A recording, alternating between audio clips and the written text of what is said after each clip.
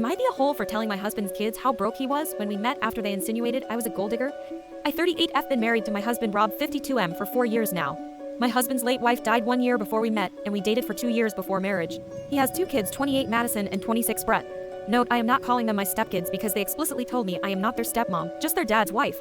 I didn't play a part in raising them, so I'm okay with that. It's always been a tense between us. I've tried my best to be kind to them and have been generous when I can be, but they are very cold with me. Being a child of divorce, I can partially relate to a parent moving on, so I try not to force anything. Madison recently got engaged, and we are excited about it.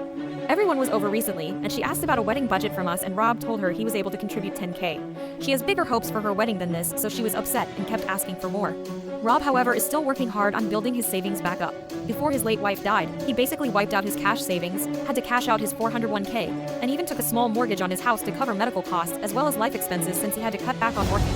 Eventually, he had to drop that job for a more flexible, but lower paying one, so this 10K is actually really generous from him. Rob went to run an errand, and it was just me and his kids.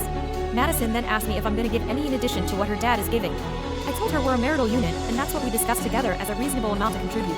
She then said, I should have known. Obviously you married an older man for what he had, not for what you could give. I knew she didn't like me, but this is the most flat-out rude thing she ever said. I kinda lost it and said, excuse me, who do you think has been paying the second mortgage your dad took out to pay his debts? Truth of the matter is I make more than her father by a large margin, I have no debt, and have been paying 70% of the household bills the whole time we've been married. The 10K we're giving her is available because I've been able to subsidize her father's living expenses the last few years. I made it clear that not only am I not a gold digger, I'm literally wealthier than my older husband. She called me stuck up after this and stormed out. Then she called her dad later and said that I told her that I blamed her mother for being sick for her not having a better wedding budget.